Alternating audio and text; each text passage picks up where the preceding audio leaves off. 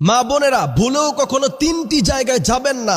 যদি যান তাহলে আপনার কোনো ইবাদত আল্লাহর দরবারে কবুল হবে না। আপনি নামাজ পড়বেন, আপনি তাহাজ্জুদ পড়বেন, আপনি কোরআনে কারীম তেলাওয়াত করবেন, কিন্তু বিশ্বনবী বলছেন তোমার কোনো ইবাদত আল্লাহ সুবহানাহু ওয়া তাআলার দরবারে কবুল হবে না যদি আমাদের মা বোনেরা ভুল করেও এই তিনটি স্থানে যদি তারা যায়। বিশ্বনবী সাল্লাল্লাহু আলাইহি সাল্লাম এইটাকে কঠিনভাবে নিষেধ করেছেন। প্রথম নাম্বার হচ্ছে, বিশ্বনবী সাল্লাল্লাহু আলাইহি ওয়াসাল্লাম বললেন, কোন মেয়ে যদি গণকের কাছে যায় ওই মহিলার কোন ইবাদত আল্লাহর দরবারে কবুল হয় না।